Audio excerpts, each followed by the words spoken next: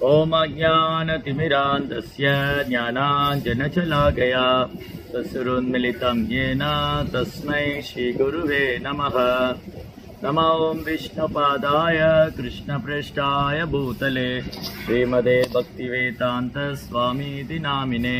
नमस्ते सारस्वती देवे गौरवाणी प्रचारिणे निर्विशेष शून्यवादी पाशातदेशतारिणे।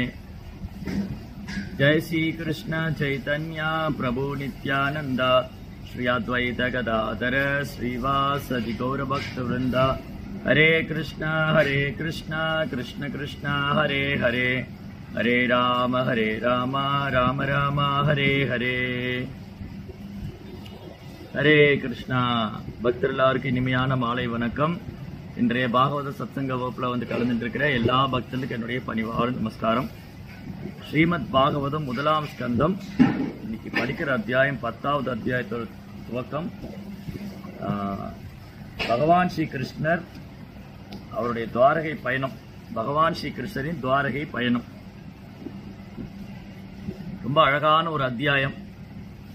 பகவானுடைய காரணமற்ற கருணை, அவர் இந்த பூமியில் அவதரிப்பதே அவருடைய காரணமற்ற கருணை தான்.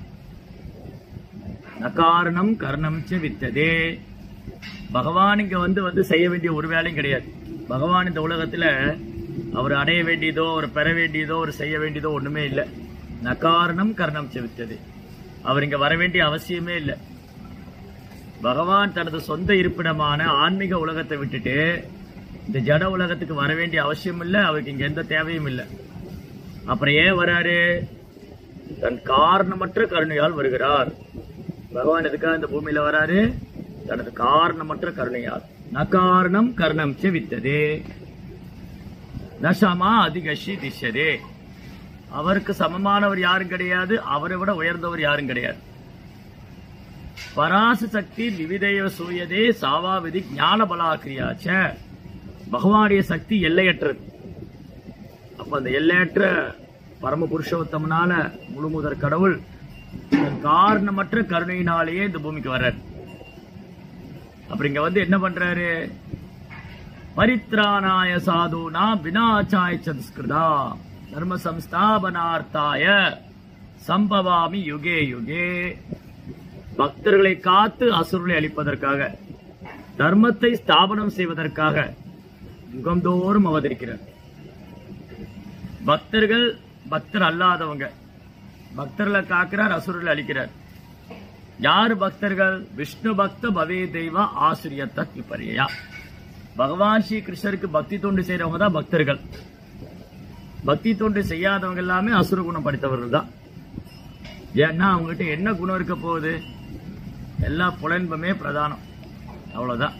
அதனால இந்த பக்தர் அல்லாதவங்க பக்தர்களை தொந்தரவுக்கு உள்ளாக்கும் போது பக்தர்களை காத்து அசுரர்களை தண்டிப்பதற்காக பகவான் யுகந்தோறும் அவதரிக்கிறார்.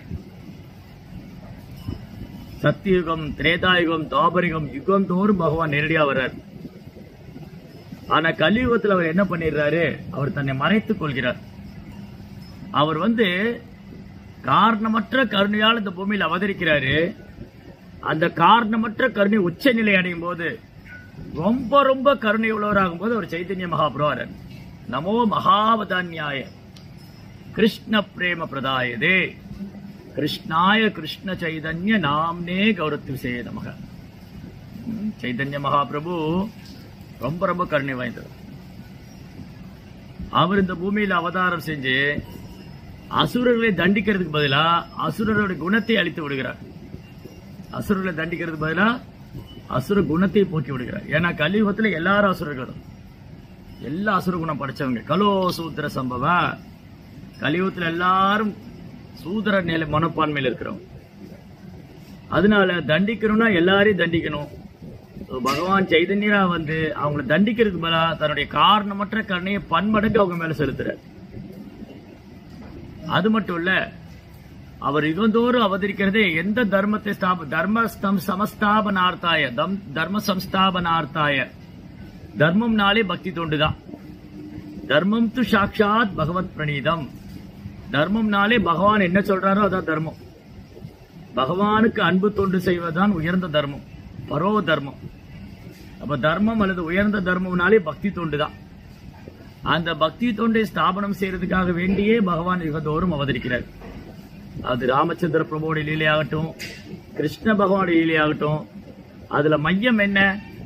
பக்தி செய்ய வேண்டும். ராமச்சந்திர பிரபுவோட லீலைகள்ல எவ்வளவு புனிதமான பக்தர்கள், அந்த நித்திய சித்தர்கள் ஆன்மீக உலகத்துல பகவானுக்கு நித்தியமாக சேவை பண்ணக்கூடிய பக்தர்களை பகவான் இந்த பூமிக்கு அழைச்சிட்டு வந்தார். ஹனுமான், லக்ஷ்மணன், பரதன், விபீஷணன், குகன், பேர்பட்ட பக்தர்கள், சீதாதேவி, இவங்கெல்லாம் அழைச்சிட்டு வந்து அந்த தூய பக்தி, சுத்த பக்தியை ஸ்தாபனம் பண்ற.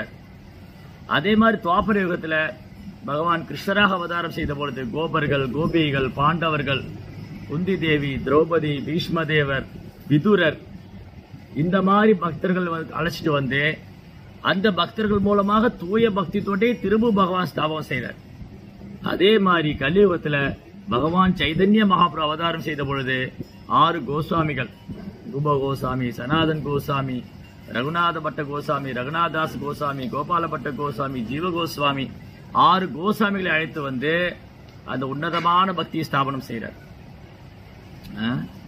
2-3 நாட்களுக்கு முன்னாடி சனாதன் கோஸ்வாமியுடைய மறைவு தினம் வந்து, சனாதன் கோஸ்வாமி சதாச்சார ஆச்சாரியர்.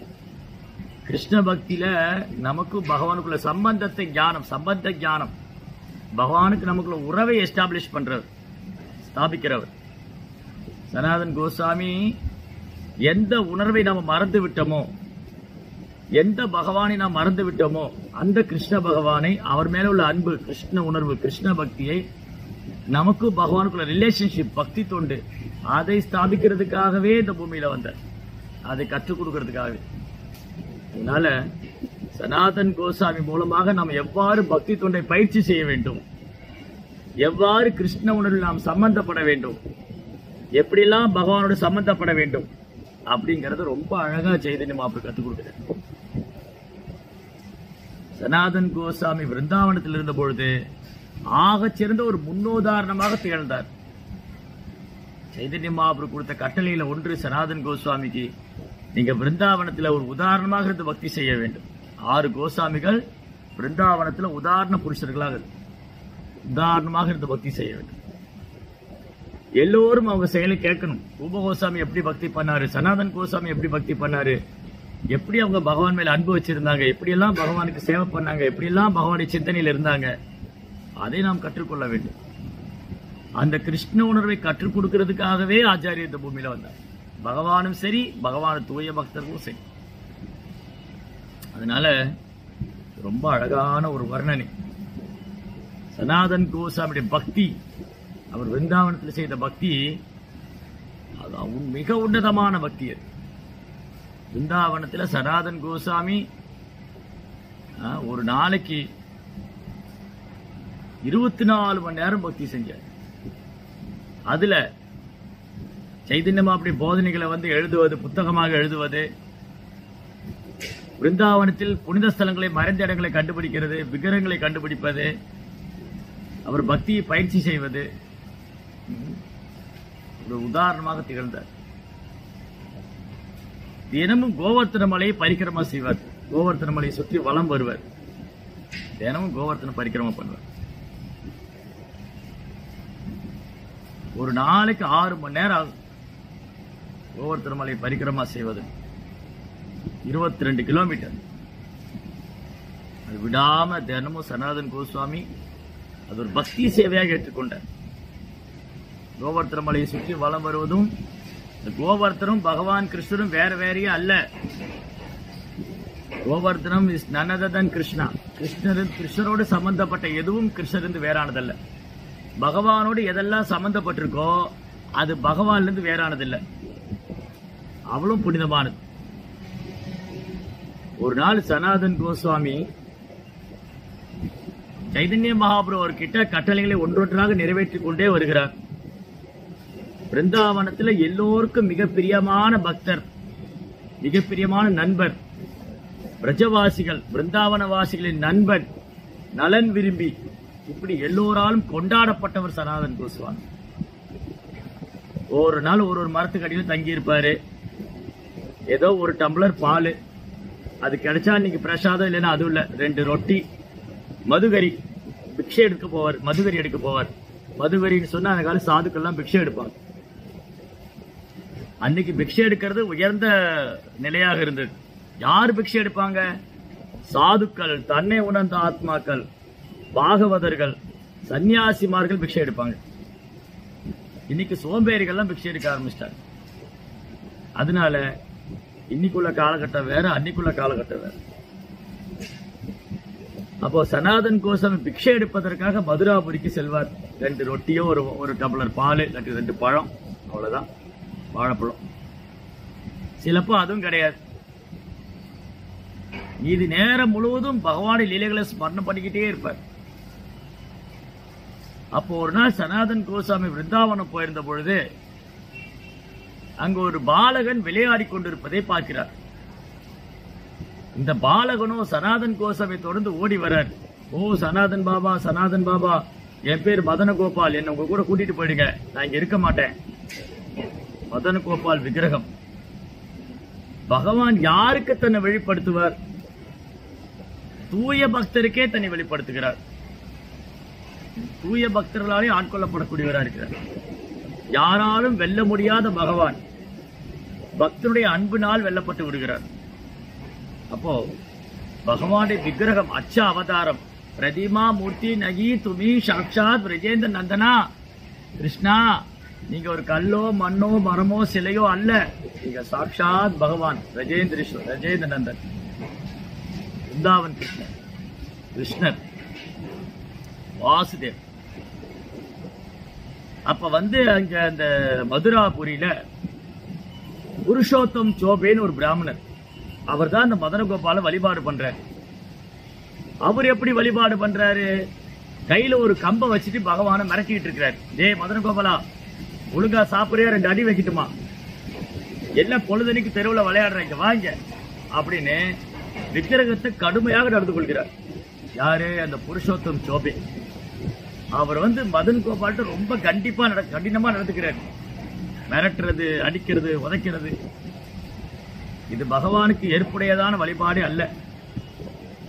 ஒரு நாள் சனாதன் பார்க்கிறாரு, ஒரு நாள் கம்பை வச்சுக்கிட்டு மிரட்டிட்டு இருக்கிறார் மதன கோபால். அடே மதன கோபாலா, உன்னை என்னடா விளையாட்ட உனக்கு அப்படின்னு மிரட்டிக்கிட்டு இருக்கிறார். இதை சனாதன் பார்த்து கொண்டு கூறுகிறார், ஐயா இப்படி அல்ல விக்கிரக வழிபாடு செய்வது, இப்படியெல்லாம் விக்கிரக வழிபாடு செய்யக்கூடாது. பகவான்கிட்ட நம்ம அன்பாக நடந்து கொள்ள வேண்டும். அன்பாக, அனுகூலேட கிருஷ்ணானுசீலனம் பக்திருத்தமா, பகவானுக்கு அனுகூலமாக ஆச்சாரியர் சொல்லிக் கொடுத்த மாதிரி வழிபாடு செய்வதுதான் உத்தமமான பக்தி. அந்த பக்தி தான் உத்தமமான பக்தி. நீங்க இப்படியெல்லாம் நடந்து கொள்ளக்கூடாது அப்படின்னு சனாதன் அவர்கிட்ட சொல்ற. அதுக்கப்புறம் சனாதன் திரும்ப வந்து விடுகிறார் விருந்தாவனத்துக்கு. அன்று இரவே மதன் கோபால் அவர் கனவுல போய், சனாதனா என்னை உங்க கூட கூட்டிட்டு போயிருங்க, நான் அவர்கிட்ட இருக்க மாட்டேன். சில நேரம் குழந்தைகள் என்ன பண்ணுவாங்க, அப்பா ரொம்ப கண்டிப்பா இருந்தா அம்மா கிட்ட ஓடி வந்துருவாங்க. நான் அப்பா கிட்ட போக மாட்டேன், உங்ககிட்டே இருந்துக்கிறேன் இல்லையா. அப்பா திட்டிக்கிட்டே இருக்கிறாரு, கண்டிச்சுக்கிட்டே இருக்காருன்னா குழந்தைகளுக்கு பிடிக்காது. குழந்தைகளுக்கு பெரும்பாலும் அப்பா திட்டுறது, கண்டிக்கிறது பிடிக்காது. அப்ப அம்மா கிட்ட போயிடுவாங்க. என்னம்மா இவரு, எப்படிமா இவர் கூட இருக்கிற நீ, எதையாவது திட்டிக்கிட்டே இருக்கிறாரு, கண்டிச்சுக்கிட்டே இருக்காருன்னு சொல்லுவாங்க. ஒருத்துக்கடா, அப்பா தான்டா அப்படின்னு அம்மா சொல்லுவாங்க. பகவான் விக்கிரக ரூபத்தில் வரும்போது தன்னை பக்தரிடத்தில் ஒப்படைத்து விடுகிறார். அதனால சனாதன் கோசாமிக்கு இருக்கிற அன்பு வேறு, அந்த பிராமணருக்கு இருக்கிற அன்பு வேறு. சனாதன் கோசாமியின் அன்பு அனுகூலேன கிருஷ்ண அனுசீலனம் பக்திருத்தமா. அந்த பக்தியில உள்நோக்கம் கிடையாது, எதிர்பார்ப்பு கிடையாது, கர்மத்தோட தாக்கம் கிடையாது, ஞானத்தோட தாக்கம் கிடையாது. வேறுமனே கிருஷ்ணரை திருப்திப்படுத்தணும், கிருஷ்ணாவை சந்தோஷப்படுத்தணும். அப்புறம் ஆச்சாரியர் சொன்ன மாதிரி வழிபாடு செய்யும். அப்ப மதன் கோபால் சொல்றாரு, சனாதனா என்ன கூட்டின்னு போயிடு, நான் உங்க கூட தான் இருப்பேன், நான் அந்த பிராமணர்கிட்ட இருக்க மாட்டேன். சனாதனுக்கு ஒரே ஆச்சரியம், என்ன மதன் கோபால் இப்படி சொல்றாரு, என்ன ஒரு சாதாரண சிறுவன் என்று நினைத்து விடாதே, நான் ஒரு பாலகன் அல்ல, நான் பரமபுருஷோத்தமனான முழுமுதற் கடவுள். சனாதனா, நான் உன்னால் வழிபடப்பட விரும்புகிறேன், நான் உங்களோட இருக்க விரும்புறேன். பாருங்க, பகவானே ஒரு தூய பக்தனின் சங்கத்தை தான் விரும்புற. எப்பவுமே பக்தர் சங்கத்தில் இருக்கணும். அது தூய பக்தர்கள், தன்னை உணர்ந்த ஆத்மாக்கள், மூத்த பக்தர்கள், அவங்க வழிகாட்டுதல் மிக அவசியம் ஆன்மீக முன்னேற்றது. அத்தகைய பரிசுத்தமான தூய பக்தருடைய சங்கத்தை பகவானே விரும்புகிறார். நான் சனாதன் தான் இருப்பேன். அந்த புருஷோத்தம் சோபே கனவுலையும் போய் சொல்றாரு, மதன கோபால் என்னை கொண்டு விட்டுடு, நீ என்னை கொண்டு போய் சனாதன் விட்டுடு. சரி, விக்கிரகத்தை ஆராதனை பண்ண போனா அப்பவும் சொல்றாரு, நான் இங்க இருக்க மாட்டேன், என்னை கொண்டு சனாதன் விட்டுடு. இப்படி திரும்ப திரும்ப பகவான் சொல்ல அந்த புருஷோத்தம் சோபே மதன கோபால் அழைச்சிட்டு விருந்தாவனத்துக்கு வந்தார். விருந்தாவனத்துல சனாதனா, ஓ சனாதன் கோசாமி அவர்களே, மதன் கோபால் உங்க கூட இருக்க ஆசைப்படுறார், என்கிட்ட இருக்க மாட்டேங்கிறார். சனாதன் சொல்ற, நான் ஒரு சன்னியாசி, நான் எப்படி மதன் கோபாலை பராமரிப்பேன், பாதுகாப்பேன்? எனக்கு இருக்கிறது ஒரே ஒரு பஜன் குடிசை, ஒரு குடிசையில தான் உட்கார்ந்து இருக்கிறேன். அந்த பஜன் குட்டி இருக்கிறது பெரிய மாளிகையெல்லாம் கிடையாது, ஒரு ஆள் உட்கார்ற அளவுக்கு ஒரு குடிசை, அவ்வளவுதான். இதுதான் என்னுடைய வீடு, மாளிகை. எது? ஒரு ஆள் உட்கார்ற அளவுக்கு ஒரு குடிசை. என்கிட்ட என்ன இருக்கு நான் மதன் கோபால் கொடுக்கறதுக்கு? நானே பிக்ஷை எடுத்து தான் சாப்பிடுறேன். ஒரு நாளைக்கு 2 ரொட்டி, இல்லாட்டி பால், சிலப்போ அதுவும் கிடையாது. மதன கோபாலை நான் எப்படி கவனித்துக் கொள்ள முடியும்? என்னால் முடியாது. எனக்கு சைதன்ய மகாபிரபு நிறைய சேவை கொடுத்திருக்கிறார். புத்தகங்கள், பக்தி சாஸ்திரங்கள் எழுத வேண்டும், பகவானுக்கு சேவை செய்ய வேண்டும், பிருந்தாவன லீலைகளை கண்டுபிடிக்க வேண்டும், பிருந்தாவனத்தில் மறைந்த விக்கிரங்களை கண்டுபிடித்து பிரைஸ்டை செய்ய, இந்த மாதிரி பல்வேறு சேவைகளை பகவான் சைதன்யர் எனக்கு கொடுத்திருக்காரு. மதன் கோபால் என்னால பாத்துக்க முடியாது, நீங்க அழைச்சிட்டு போயிடு. மதன் கோபால் சொல்றாரு, முடியாது முடியாது, நான் உங்க கூட தான் இருப்பேன். திரும்பிய சனாதன் சொல்றாரு, மதன் கோபால் என்னால உங்களுக்கு ஸ்வீட் எல்லாம் கொடுக்க முடியாது, என்கிட்ட ஒண்ணும் கிடையாது, நான் ஒரு சன்னியாசி.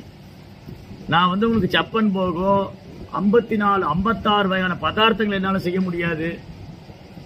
எனக்கு உங்களுக்கு பெரிய ராஜபோகம், சாதம், பருப்பு, கூட்டு, பொரியல், வடா, பாயசம், பெரிய விருந்தெல்லாம் கொடுக்க முடியாது.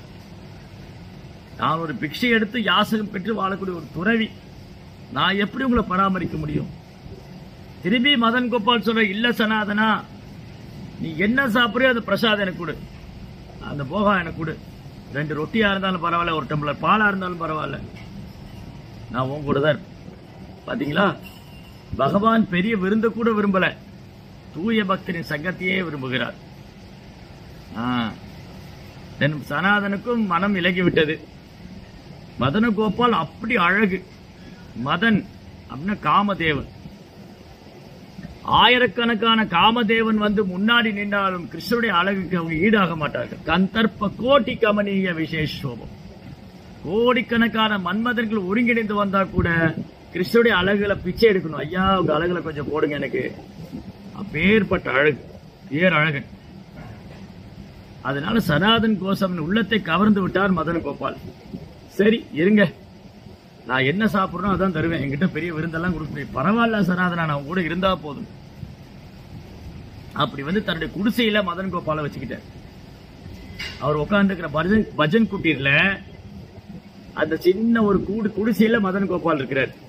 முழுமுதற் கடவுள், அகிலாண்ட கோடி பிரம்மாண்ட நாயகன், 3 குணத்துக்கு முக்குணத்துக்கும் அப்பாற்பட்டவர், இந்த குணங்களுக்கெல்லாம் அதிபர், இந்த ஜடையர்க்கு பௌதிக உலகத்துக்கு அதிபர், பௌதிக உலகம் ஆன்மீக உலகம் 2க்கும் அவர் தான் ஆதாரம். அப்பேற்பட்ட பகவான் மதன கோபால், மதன் மோகன், சனாதன் கூட ஒரு குடிசையில தங்கி இருக்கிறார்.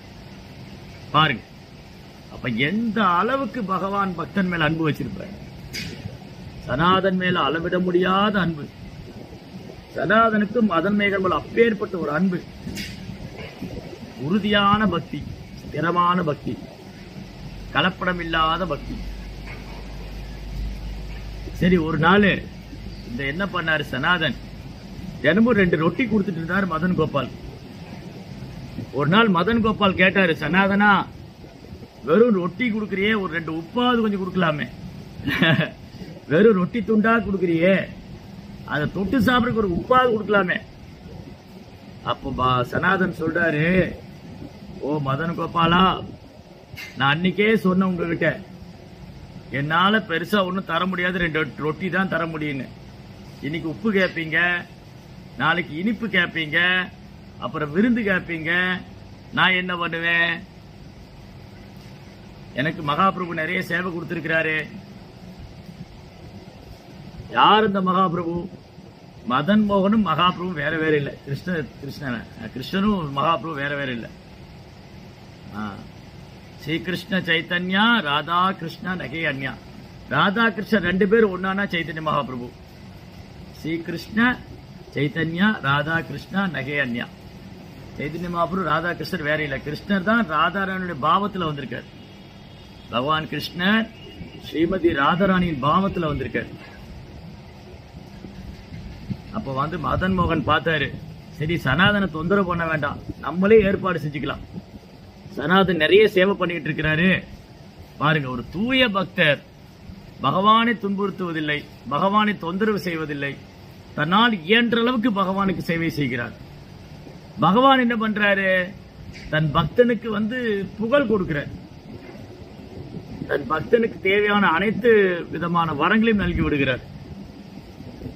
எல்லா ஐஸ்வர்யம் கொடுத்துருவார். குறிப்பா தூய பக்தி. அத்தகைய சுத்த பக்தர்கள் மேல பகவான் அளவிட முடியாத அன்பு வச்சிருக்கார். சனாதன் என்ன பண்ணாரு? ஒரு நாள் ஒரு படகு வந்து யமுனையில மாட்டிக்கிச்சு. அந்த படகுல வந்து நிறைய பொற்காசுகள்லாம் இருக்கு. நிறைய பொற்காசுகள், ஆபரணங்கள், பட்டு வஸ்திரங்கள். ஒரு வியாபாரி வந்து மதுரையில வியாபாரத்துக்காக கொண்டு வர்றார். வரும் செல்வந்தன்.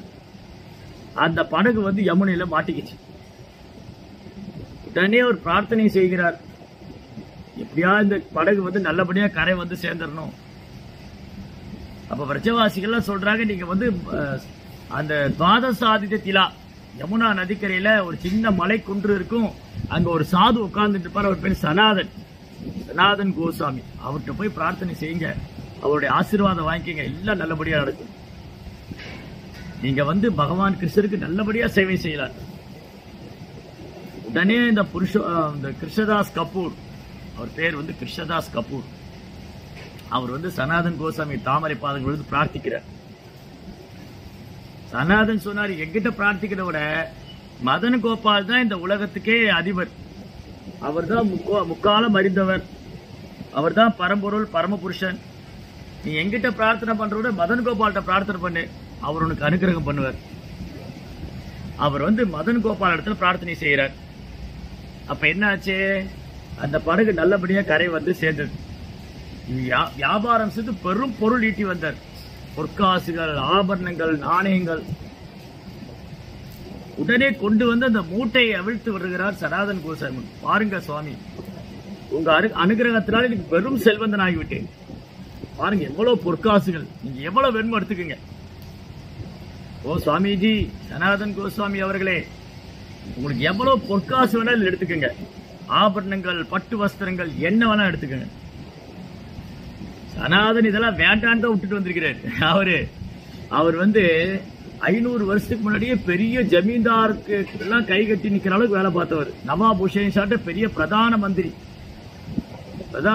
மந்திரியா இருந்தவர். முதல் தரமான மந்திரி பதவி. அதெல்லாம் தூக்கி போட்டு சைதன்ய மகாபுடைய கட்டளை நிறைவேற்றணும் விருந்தாவன் வந்து உட்கார்ந்துருக்காரு ஒரு துறவியாக. அப்ப அவர் சொன்னாரு, ஐயா நான் ஒரு சன்னியாசி, ஒரு துறவி, இந்த பொற்காசுகள், ஆபரணங்கள், வஸ்திரமெல்லாம் நான் ஏற்றுக்க முடியாது. நீங்க வேணா ஒண்ணு செய்யுங்க, இந்த மதன் கோபாலுக்கு ஒரு கோயிலை கட்டுங்க. அவர் தானே உதவி செஞ்சாரு. பெரும் சந்தோஷம் அந்த செல்வந்திருக்கு. மிக அற்புதமான, மிக உயரமான, அழகான ஒரு ஆலயத்தை அமைக்கிறார் யமுனா நதிக்கரையில. காலிங்கலிலே நடந்த இடத்துக்கு பக்கத்துல அந்த கோயில் இருக்கு. ரொம்ப அழகான ஒரு கோயில், ராதா மதன் மோகன் டெம்பிள். ரொம்ப அழகான ஒரு டெம்பிள். பாருங்க, சனாதன் கோசாமி ஒரு பைசா விட்டு வாங்கல. இதுதான் ஒரு சுத்த பக்தருக்கு அழகு. அவர் எதுவுமே தன் சொந்த விஷயத்துக்காக பயன்படுத்திக்கவே மாட்டார். எல்லாத்தையும் நிர்பந்தே கிருஷ்ண சம்பந்த வைராகி, எல்லாத்தையும் பகவானுக்கு சேவைக்கு அர்ப்பணித்து கொடுக்கிறார். அதுக்கப்புறம் அந்த கிருஷ்ணதாஸ் கபூர் பிரம்மாண்டமான ஒரு கோயில் கட்டி சனாதன் கோசாமி தீட்சை பெற்றுக்கொண்டு அவரும் பகவான் நாமத்தை வச்சிருக்கிறார். ஹரே கிருஷ்ணா ஹரே கிருஷ்ணா கிருஷ்ண கிருஷ்ணா ஹரே ஹரே, ஹரே ராம ராம ராம ஹரே ஹரே. இப்படி வந்து சனாதன் கோசாமி மிக அழகான ஒரு ஆலயம் பிருந்தாவனத்துல யமுனா நதிக்கரையில ராதா மதன் மோகன் ஆலயம். ஆயிரக்கணக்கான பக்தர்கள் வந்து தரிசனம் பண்ணி பகவானுடைய கருணை பெறுகிறார்கள். அப்புறம் சனாதன் என்ன பண்ணாரு? அவர் மதுரா, விருந்தாவனம் 12 வனங்களை சுற்றி வலம் வர்றார். கோவர்த்தன பரிக்கிரமா செய்கிறார். அந்த கோவர்த்தன மலை அடிவாரத்துல சக்கர தீர்த்தம் ஒன்று இருக்கிறது. சக்கர தீர்த்தம் கோவர்த்தன மலை அடிவாரம். அங்க ஒரு சிவபெருமானுடைய ஆலயம் உண்டு, சக்கரேஸ்வர் மகாதேவ். அந்த கோயிலில் தங்கிக் கொண்டு சனாதன் கோசாமி மிக அழகாக பக்தி தொண்டுடைய தாத்பரியத்தை, மகத்துவத்தை வர்ணிக்கிறார், விளக்குகிறார், எழுதுகிறார்.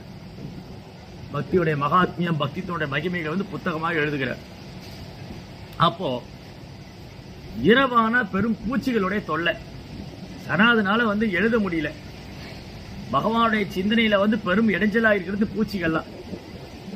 அப்ப சனாதன் முடிவு பண்ணார், இந்த இடம் நமக்கு சரியாவாது, இந்த இடம் வந்து சேவை பண்றதுக்கு லாய்க்கு இல்லை, இங்க நிறைய பூச்சிகள்லாம் வந்து தொந்தரவு பண்ணுது, நம்ம வேற இடத்துக்கு போயிடலாம்னு முடிவு பண்ற. பாருங்க என்ன ஒரு அழகுன்னா, கொஞ்ச நேரத்துக்கு முன்னாடி பேசணும் பகவான் கிருஷ்ணரே வந்து தூய பக்தருடைய சங்கத்தில் இருக்குன்னு ஆசைப்படுறாரு. அதான் மதன் கோபால் வந்து சனாதன்ட்ட வந்தார். இப்ப அடுத்தது மகாதேவர், அந்த சக்கரேஸ்வர் மகாதேவ். அந்த மகாதேவர் என்ன பண்ணாரு? பூச்சிகளுடைய தலைவரை கூப்பிட்டார். பூச்சிகளுக்கெல்லாம் ஒரு தேவதை இருப்பார். எப்படி ஏகாதசி ஒரு தேவதை, பாவத்துக்கு ஒரு தேவதை, சந்திரன், சூரியன், இந்த மாதிரி 33 கோடி தேவி தேவர்கள்ல பூச்சிகளை எல்லாம் கட்டுப்படுத்தக்கூடிய ஒரு தேவதை. அந்த தேவரை கூப்பிட்டு, ஓ பூச்சிகளை கண்ட்ரோலரே, கண்ட்ரோல் ஆஃப் இன்செக்ட்ஸ், பூச்சிகளின் கண்ட்ரோலரே, இந்த சக்கர தீர்த்தத்தை சுத்தி ஒரு பூச்சி இருக்கக்கூடாது. ஏன்னா சனாதன் இங்க இருந்து போலான்னு முடிவு பண்ணிட்டார். எனக்கு வந்து சனாதனுடைய சங்கம் வேணும், சனாதன் கோசாமியுடைய சங்கம் எனக்கு வேணும், அதனால அவர் இங்கிருந்து நான் அனுப்ப மாட்டேன். அதுக்கு மாறா நீங்க என்ன பண்ணுங்க, பூச்சிகள் இங்கிருந்து துரத்திருங்க, பூச்சிகள் இங்கிருந்து அனுப்பிச்சிருங்க. அதுக்கப்புறம் மகாதேவ் சனாதன் பிரார்த்தனை பண்றாரு, சனாதன் கோசாமி நீங்க பகவான் கிருஷ்ணருக்கு மிகவும் பிரியமான பக்தர், சைத்தன்யமாவுக்கு மிக பிரியமானவர், எனக்கு உங்க சங்கம் வேணும், எங்கேயும் போக வேண்டாம், இங்க இருங்க, நீங்க இந்த சக்கர தீர்த்தத்திலே இருந்து பாகவதம் படிங்க, சாஸ்திரம் எழுதுங்க, நாம ஜெபம் பண்ணுங்க, நான் உங்க சங்கத்தை எடுத்துக்கொள்றேன். ஒரு தூய பக்தருடைய சங்கத்தை மாபெரும் தேவர்கள், மகா ரிஷிகள், பகவானுடைய பல்வேறு அவதாரங்கள் எல்லாம் விரும்புறாங்க. அவ்வளவு ஆஸ்பீஷியஸ் ஒரு சுத்த பக்தருடைய சங்கம் கிடைக்கிறது, அவ்வளவு மங்களமானது. மாதிரி பிருந்தாவன்ல எல்லாருக்கும் சனாதன் கோசாமி ரொம்ப பிடிக்கும். சனாதன் கோசாமி பிடிக்காதவங்க யாருமே கிடையாது. பிரஜவாசிகள், ஆண்கள், பெண்கள், குழந்தைங்க, உயர்ந்தவங்க, தாழ்ந்தவங்க, எந்த ஒரு பாகுபாடு இல்லாம எல்லோரும் சனாதன் மேல அன்பு செய்வாங்க. தேவர்கள், அந்த முழுமுதற் கடவுள் சைத்தன்ய மகாபிரபு, கிருஷ்ணர், மதன் கோபால், சிவபெருமான், பிரம்மதேவர், எல்லாருக்கும் சனாதன் மேல அவ்வளவு அன்பு. ஏன்னா அந்த அளவுக்கு பரிசுத்தமான ஒரு தூய பக்தர் சனாதன் கோஸ்வாமி. பாருங்க அவருடைய பக்தியினுடைய ஆழம். சனாதன் கோசாமியின் பக்தியினுடைய ஆழம் என்னன்னா, அவர் வந்து வயசானாலும் கோவர்த்தன மலையை சுற்றி வலம் வர்றார். 22 கிலோமீட்டர், ரொம்ப வயசாயிருச்சு, நடக்கவே முடியல. ஆனாலும் தான் எடுத்திருக்கிற உறுதி, வைராக்கியம், என்ன முடிவு பண்ணாரு? பிருந்தாவனத்தில் நுழைந்த உடனே இன்று முதல் நான் கோவர்த்தன பரிக்கிரமா செய்வேன் அப்படின்னு முடிவு பண்ணார். அதை பிருந்தாவனத்தில் நுழைந்ததிலிருந்து தவறாமல் அதை செய்து கொண்டிருக்கிறார். அது இப்ப ரொம்ப வயசாயிடுச்சு, நடக்க முடியல, அப்பவும் பிருந்தாவனம் பரிக்கிரமா பண்றாரு. அப்ப பகவானே வந்து சொல்ற, சனாதனா போதும், உங்களுக்கு ரொம்ப வயசாயிடுச்சு, நீங்க இந்த சேவை விட்டுடுங்க, இந்த கோவர்த்தன பரிக்கிரமா பண்றத, கோவர்த்தனை சுற்றி கிரிவலம் வர்றதை நிறுத்திடுங்க. சனாதன் சொன்னார், இல்ல இல்ல பகவானே, நான் உறுதி எடுத்துட்டு இருக்கேன், அதை பின்வாங்க முடியாது. நான் பிருந்தாவனத்தில் இந்த உடலை விடுற வரைக்கும், நான் எப்ப பிருந்தாவனத்துக்கு வந்தனோ அன்று முதல் இந்த உடலை விடம் வரை தினமும் கோவர்த்தன பரிக்கிரமா செய்ய வேண்டும் என்று உறுதி எடுத்திருக்கிறார். மகாபிரபு பக்த கரேன வைராக்கிய பிரதான். மகாபிரபுடைய பக்தர்களாலே வைராக்கியமே அது நிரம்ப பெற்றவங்க. அப்போ பகவான் என்ன பண்ணாரு? சனாதன் துன்புறுவதை பகவானால் பார்த்து சகிச்சுக்க முடியல. சனாதன் உற்சாகமா கோவர்த்தை சுற்றி வலம் வரார் வயதான காலத்திலையும். ஆனா பகவான் என்ன நினைக்கிறாரு? போதும் அப்படி என்று அவரை நிப்பாட்டுவதற்காக தனது தாமரை திருப்பாதம் பதித்த கோவர்தன் ஷீலாவை சனாதன் கொடுக்கிறேன். சனாதனா, நான் வேற, இந்த கோவர்தன் வேற அல்ல. இந்த கோவர்தன் ஷீலால என் தாமரை திருப்பாதம் பதிக்கப்பட்டிருக்கிறது. அதனால இந்த கோவர்தன் ஷீலையை சுற்றி பலம் வந்தாலே போதும், மலையை சுத்த வேண்டாம் அப்படின்னு சனாதன் கொடுத்தார். இன்னைக்கும் அந்த இடம் இருக்கு, இன்னைக்கு அந்த பாதம் இருக்கு. கோவர்தன் ஷீலால மகாபிரபு தாமரை கிருஷ்ணர், அதாவது ராதா மதன் மோகன் கிருஷ்ணர் தாமரை பாதம் பதித்த அந்த ஷீலா, கோவர்தன் ஷீலா இன்னைக்கு போலாம் பார்க்கலாம். இந்த மாதிரி பகவானுக்கு பக்தனுக்குள்ள அன்பு பரிமாற்றம் ரொம்ப உயர்ந்தது. இந்த மாதிரிதான் இங்க கிருஷ்ணர் பகவானும் பாண்டவர்களும் கௌரவர்களால் தொந்தரவுக்கு ஆளாக்கப்பட்ட பொழுது பாண்டவர்கள் பெரும் துன்பத்துக்கு ஆளானாலும் பகவான் ஒரு பக்கம் இருந்து அவங்கள உற்சாகப்படுத்திட்டு இருந்தார். இந்த பக்தர்கள் காக்கப்பட வேண்டும், அசுரகுணம் படைத்த அசுரர்களான கௌரவர்கள் தண்டிக்கப்படணும், யுதிஷ்டிரர் தலைமையில ஒரு நல்ல ஆட்சி அமையணும்னு பகவான் விரும்பினார். அவருடைய திட்டம் அதுவானால் அது யாராலும் மாற்ற முடியாது. பகவான் ஒரு முடிவு பண்ணிட்டாரு, அந்த திட்டத்தை யாராலும் முறியடிக்க முடியாது, யாராலும் மாற்ற முடியாது. அவ்வளவு சக்தி வாய்ந்த. அதனால பகவானுடைய விருப்பம் கௌரவர்கள் தண்டிக்கப்படணும், பாண்டவர் அரியாசனத்தில் உட்காரணும், யுதிஷ்டிரர் தலைமையில் ஆட்சி நடக்கணும். ஆனா யுதிஷ்டிரருக்கு என்னமோ ஆர்வமே கிடையாது. ஏன்னா எல்லாம் சொந்தக்காரங்க, மாம மச்சாங்கள், இவனோட சண்டை போட்டு இவளை கொண்டுட்டு எப்படி நான் சந்தோஷமா இருக்க முடியும்? ஆனா இந்த யுத்தம் தர்மத்துக்காக நடக்கூடியது, அதனால தவிர்க்க முடியாது. இப்படி மகாபாரத யுத்தம் முடிஞ்சு கௌரவர்கள்லாம் கொல்லப்பட்டாங்க. துரியோதன் தலைமையில் இருக்கிற எல்லா கௌரவ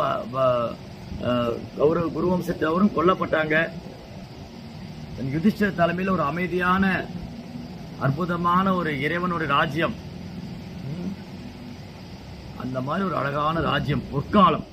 யுதிஷ்டிரருடைய ஆட்சி காலம் பொற்காலம், அவரது பேர குழந்தை பரீட்சித்தின் ஆட்சி காலம் பொற்காலம். இப்படி ஒரு அற்புதமான ஆட்சி. யதா ராஜா ததா பிரஜா, மன்னன் எவ்வழியோ மக்களும் அவ்வழி. ராஜா ஒரு சுத்த பக்தரா இருக்கிறதுனால மக்களும் இயல்பா பக்தி பாதைக்கு வந்து பகவானுக்கு பக்தி செய்வாங்க. பியூட்டி. அதனால பகவான் என்ன பண்ணாரு, அவர் வந்து ஒரு இடத்துல நிலையா இருந்ததே இல்லை. அவர் மதுராபுரியில தோன்றினாரு, உடனே வசுதேவர் கூடையில வச்சு கொண்டு விருந்தாவனத்துல விட்டாரு. விருந்தாவனத்துல கொஞ்ச காலம் தங்கி பாலிய லீலை பண்ணாரு. அதுக்கப்புறம் மதுரா வந்தாரு கம்சனை கொள்றதுக்கு. மதுரையில கம்சாவை கொண்டுட்டு அங்கிருந்து மதுராபுரியில கம்சனை வதம் பண்ணிட்டு அங்கிருந்து அவர் துவாரகை போயிட்டாரு. அப்புறம் துவாரகையிலிருந்து பாண்டவர்கள் வனவாசம் போன அஸ்தினாபுரம் வந்தாரு. அதுக்கப்புறம் அவங்களுடைய வனவாசம் போனாரு. சரி, இப்ப திரும்பி துவாரகைக்கு போறார். அவருடைய 16,108 ராணிகள் அவங்களை விட்டு பிரிந்து வந்தார். பாருங்க, தன் பக்தனுக்கு ஏதேனும் ஆபத்துன்னு சொன்னா தன் சொந்த மனைவிமார்கள், அரண்மனை, இதையெல்லாம் விட்டு கிருஷ்ணர் வந்துடுவார். தன் சொந்த குடும்ப அங்கத்தினர், மனைவி, பிள்ளைங்க எல்லாத்தையும் விட்டுட்டு கிருஷ்ணா வந்து பாண்டவர் பக்கம் வந்துட்டார், பாண்டவர் பின்னாடியே வந்துட்டார். அதுதான் பியூட்டி. அதனால இந்த அத்தியாயம் கிருஷ்ணருடைய யாத்திரையை பத்தி சொல்லுது. அவர் எப்படி வந்து பயணம் செஞ்சாரு, அஸ்தினாபுரத்திலிருந்து துவாரைக்கு பயணம் பண்ணது. இந்த பயணம் ஒரு அழகான பயணம். அது மாதிரி நம்மளுடைய பயணம் எப்படி இருக்கணும், இந்த பௌதிக உலகத்திலிருந்து ஆன்மீக உலகத்துக்கு போகணும். அதற்கான டிக்கெட்டு தான் வந்து ஹரே கிருஷ்ணா கிருஷ்ண கிருஷ்ணா ஹரே ஹரே, ஹரே ராம ராம ராம ஹரே ஹரே. பூர்வாச்சாரியரான சனாதன் கோஷ் அப்படி அடிச்சுகளை பின்பற்றி பணிமையாக, எளிமையாக, தாழ்மையாக பக்தி தொண்டு செய்வோம் அப்படின்னா நாமளும் தூய பக்தரும். கோப்பாடு அனுகிரகத்தினால் நமக்கு பக்தி தொண்டு செய்யற பாக்கியம் கிடைச்சிருக்கு. பாகவதம் படிக்கிறது, பாகவதம் கேட்கறது, நாம ஜபிக்கிறது, பக்தர் சங்கம் ரொம்ப பாக்கியம். அதனால சனாதன் கோஸ்வாமி திருவடிகளே சரணம், ஸ்ரீல பிரபுபாத திருவடிகளே சரணம் என்று பிரார்த்திப்போம். அவங்களுடைய அனுகிரகம் பெற்று பக்தியில மேலும் முன்னேற்றம் அடையணும். ஹரே கிருஷ்ணா. ஸ்ரீமத் பாகவதம்.